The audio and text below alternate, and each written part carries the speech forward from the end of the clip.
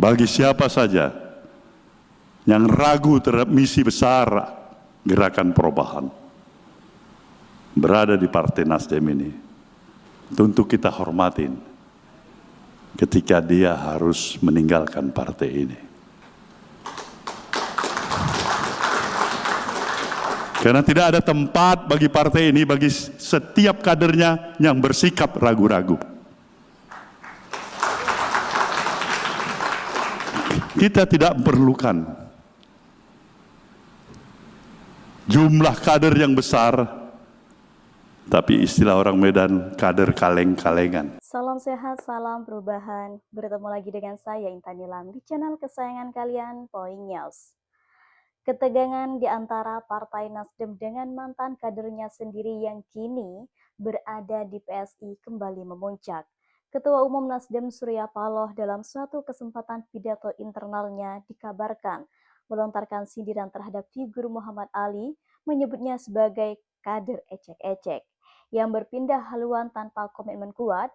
Ucapan tersebut memicu reaksi keras dari Muhammad Ali dan partainya PSI. Menurut sumber internal yang hadir di acara konsolidasi Nasdem di Jakarta, Surya Paloh dalam sambutannya mengkritik kader yang berpindah partai secara tiba-tiba tanpa nostalgia terhadap proses kaderisasi. Dalam salah satu kalimatnya, ia diduga berkata, "Kita jangan biarkan partai dibanjiri kader ecek-ecek yang hanya datang karena ambisi, bukan karena hati dan proses." Ya, meskipun Surya Paloh tidak menyebut nama langsung ya, suasana dalam acara dan konteks mutasi kader ini menimbulkan tafsiran bahwa sindiran itu ditunjukkan kepada Muhammad Ali yang baru-baru ini masuk ke PSI. Setelah kabar sindiran itu tersebar media internal dan media sosial, Surya Paloh melalui tim media Nasdem memberikan klarifikasi bahwa ucapannya ini tidak ditunjukkan secara personal kepada Ali, melainkan sebagai peringatan umum bagi semua kader agar menjaga loyalitas dan proses internal partai. Namun, pihak luar Nasdem menilai klarifikasi tersebut sebagai meredam kritik publik. Menanggapi sindiran itu, Muhammad Ali yang kini menjabat sebagai Ketua Harian DPP PSI dalam konferensi persnya menyampaikan 3 poin bantahan. Yang pertama, larangan menghina kader. Kalau memang kader ecek-ecek itu maknanya hinaan, maka saya menolak keras karena saya menjalani perjalanan politik panjang di Nasdem sebelum akhirnya memilih untuk berkontribusi di PSI. Kata Ali dengan nada tegas ya. Kemudian bantahan yang kedua, katanya itu komit ideologi Ali ini menegaskan bahwa perpindahannya bukan karena ambisi kosong, melainkan karena keyakinan terhadap visi PSI dan ketidakcocokannya kaderisasi di Nasdem. Ia menyebut bahwa ya ini telah lama merenungkannya ya keputusan ini dengan pertimbangan yang sangat matang. Kemudian bantahan yang ketiga itu panggilan dialog bukan konflik. Ali mengundang Surya Paloh untuk berdiskusi secara terbuka guna menjernihkan suasana. Ia menolak jika relasi antara partai dilakukan lewat kata sindir. Beberapa hari setelah sindiran awal Surya Paloh mencuat ke publik, sejumlah elit Nasdem ini mulai angkat suara, menjelaskan bahwa suasana internal partai ini memang sedang geram atas sikap Muhammad Ali yang dinilai tidak menghargai proses organisasi. Wakil Ketua Umum Nasdem dalam wawancara dengan media menyatakan bahwa partai ini merasa dihianati oleh kader yang tumbuh besar di Nasdem, tapi pergi dengan narasi seolah-olah partai ini tak punya nilai ya. Surya Paloh ini kecewa bukan karena Ali pindah partai, tapi karena cara dan narasi yang dibangun setelah keluar ini. Bahkan Ali sempat menyampaikan perpisahan dengan baik, namun berubah ketika muncul di PSI dengan kritik tersirat terhadap gaya politik Nasdem. Meski mayoritas kritik diarahkan kepada Muhammad Ali, sebagian elit Nasdem juga menyindir partai barunya, Partai Solidaritas Indonesia ini yang dianggap terlalu agresif merekrut kader partai lain dengan pendekatan publik yang penuh dengan pencitraan. Sekretaris Jenderal Nasdem Johnny G. Plate menegaskan bahwa partainya tidak sedang memusuhi PSI ya, namun menyarankan agar PSI ini tidak membangun eksistensi dengan menabrak etika politik yang sudah mapan.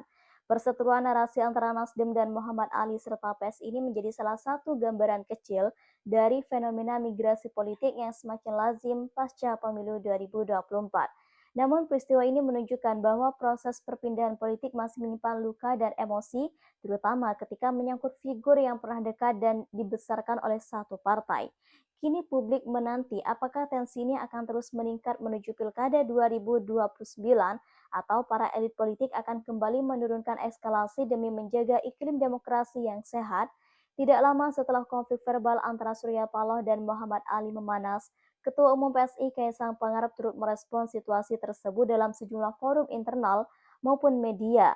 Namun tanggapan Kaisang ini disikapi kritis oleh kubu Nasdem dan sejumlah pengamat politik, yang mana menilai ia justru memihak terlalu dini ya dan memperkuat citra PSI sebagai lawan agresif. Dalam suatu pernyataan pelantikan pengurus PSI periode 2025 sampai 2030, Kaisang ini menyebut kehadiran Ali sebagai amunisi baru yang diharapkan memperkuat posisi PSI di Parlemen 2029. Kubu Nasdem dan pengamat melihat beberapa poin keganjilan dan ketidakwajaran dari sikap Kaisang. Yang pertama, terlalu cepat memuji Ali dengan langsung menyebut Ali sebagai amunisi. Kaisang dianggap memposisikan PSI dalam konflik internal partai lain secara agresif, bukan sebagai partai muda yang menjunjung netralitas dan etika politik.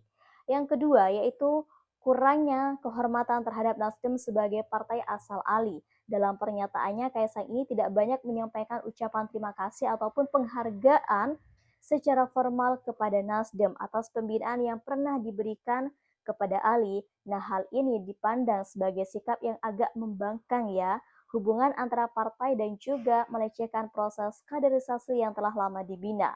Dan yang ketiga, tuduhan politik pencitraan, banyak pihak yang menduga bahwa strategi Kaisang hanya semata-mata untuk meningkatkan elektabilitas PSI dengan mendatangkan nama besar seperti Ali. Alih-alih sebagai kader internal yang proses organisasi, Kaisang ini dinilai bermain aman dengan mengambil pemain dari luar ya. Keempat, kurang tanggung jawab publik terhadap konflik verbal. Ketika konflik sudah menyebar ke ruang publik antara Surya Paloh dan Ali, Kaisang ini ya dianggap tidak cukup menjaga jarak atau sebagai mediator netral. Sebaliknya, ia ini dianggap mengambil sikap proaktif yang justru memperkeruh keadaan. Nah, sejumlah analis politik menilai bahwa respon Kaisang ini terhadap konflik yang melibatkan Muhammad Ali dan Nasdem ini bukan hanya reaktif, tetapi juga terkesan memanfaatkan situasi untuk mendulang eksistensi PSI di media.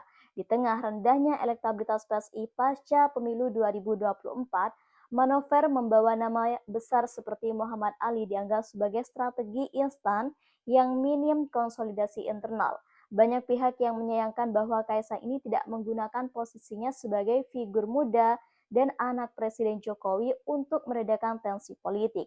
Sebaliknya, ia justru dinilai ikut memperkuat blok politik PSI secara konfrontatif tanpa ruang mediasi.